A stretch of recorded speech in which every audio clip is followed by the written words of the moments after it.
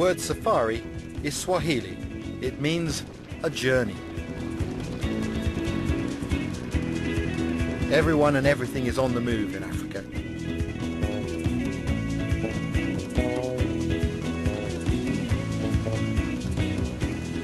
I'm on the move too. I'm heading into some of the remotest and most beautiful areas of Tanzania. The reason I've come here is that in many ways this is the birthplace of bushcraft, and surprisingly it's still very much in evidence here today. The art of bushcraft is about being out of doors, relying only on our knowledge and understanding of the natural world around us. So here in Tanzania I can not only survive but really enjoy my natural surroundings.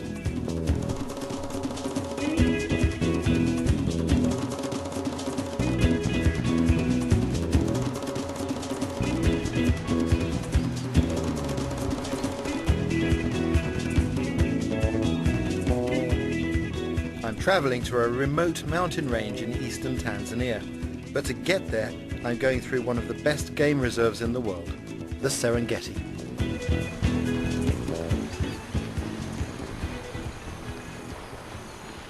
It's absolutely brilliant to be back in Tanzania. This has to be one of the top destinations for safaris in the whole world. It's an amazing place. The promise of seeing animals in their natural habitat is why so many tourists flock to this part of the world. But looking isn't always seeing. Bushcraft is a lot about looking at nature, or rather learning to look, to analyse what we're seeing. One of the things when you have encounters like this is I think people sometimes get preoccupied in watching the animals and they forget to notice what they're actually doing. And of course here these young are chewing the bark on this tree, and if you look closely you can see the sign that they're leaving, the damage that they're causing. When you watch closely you see that they're not actually eating the bark, but they're after something that's underneath it, some sort of insect I think.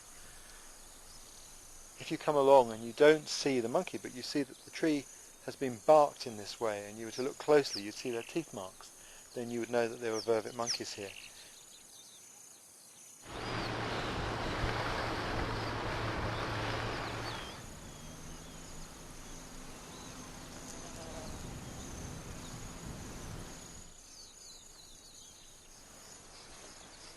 Fantastic to watch the lions like this.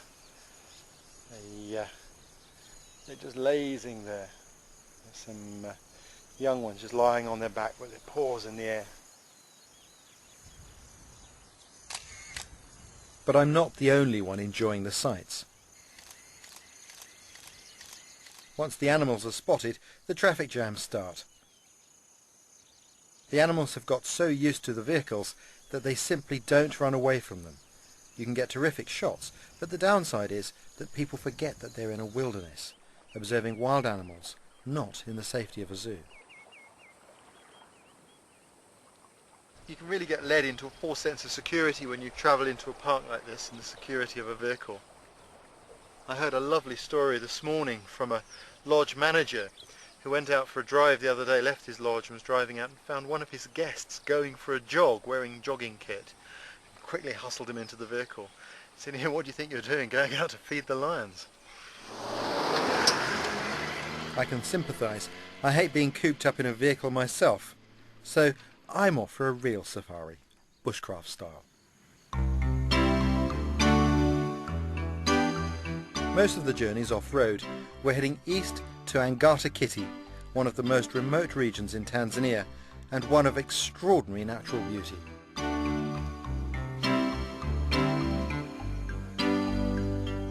For the film crew, travelling light is impossible. The paraphernalia of filming means that they have to have a fixed camp. It's not quite my idea of being in the bush. I'm not a great one for crowds. I like to have some privacy. And without asking, the guys here have kind of picked up on that. And so they put my tent the furthest away, which I'm really happy about.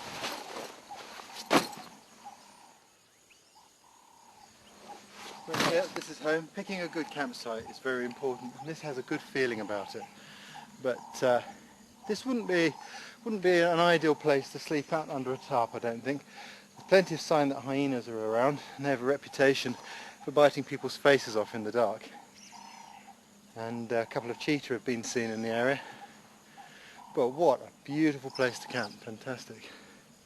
Nice tree there, maybe we'll put a fire under here.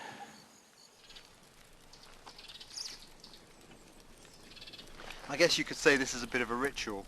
It's been a long drive to get here, and I've had to go through some game parks where you're not allowed to step outside of the vehicle, which I find personally extremely frustrating, even though it's a sound rule and keeps people safe from large cats and other predators. But it's great to actually arrive in a place where I can walk around. I can look at the tracks on the ground and start to feel comfortable again.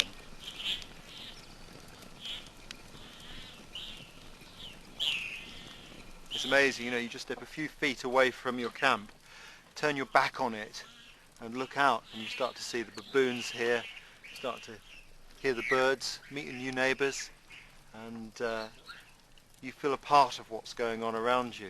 I think that's one really good piece of advice for people going on expeditions or overland trips in gap years, is always remember at some point turn your back on the group and look out, because that's why you went there in the first place. It's all too easy to get sucked in to the human dynamics, and you know, if you don't do that, you miss out on some fantastic experiences.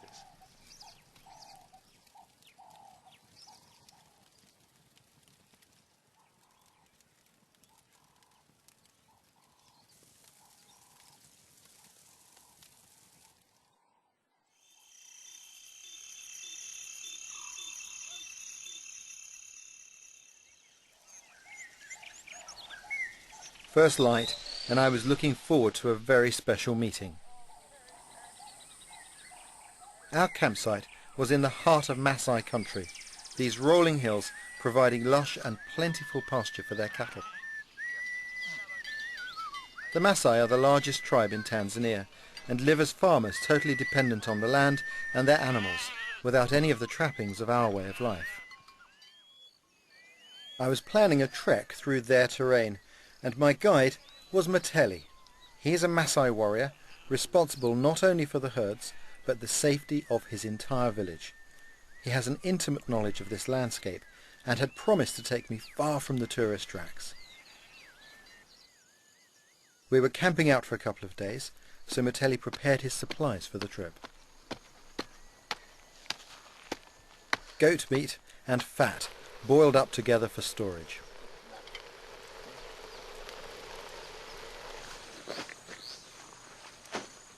My preparations were slightly different. Rations come ready prepared. But the Masai carry their food in a rather unique way. The goat stomach lining is cleaned out and it's made into a sack for the meat.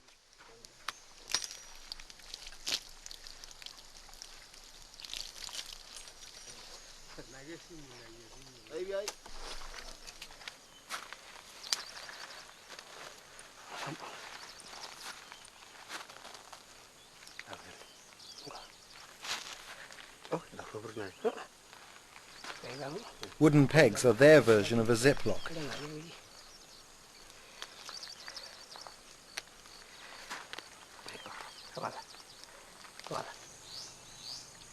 I always take a water purifier with me. It's an essential bit of kit for anyone who's not local. With the nights cold, it was definitely worth taking a sleeping bag.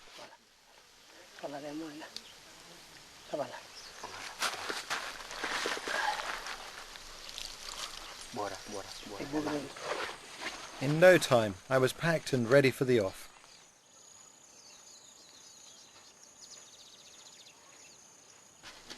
But Mateli's preparation was taking a while longer.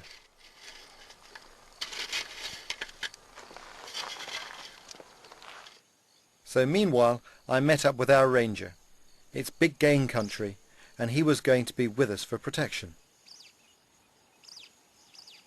There's an abundance of natural resources here. One of the most interesting is the wild sisal. This plant here is a common feature in this terrain. The Masai name for its alder pie, and that's where we get the name for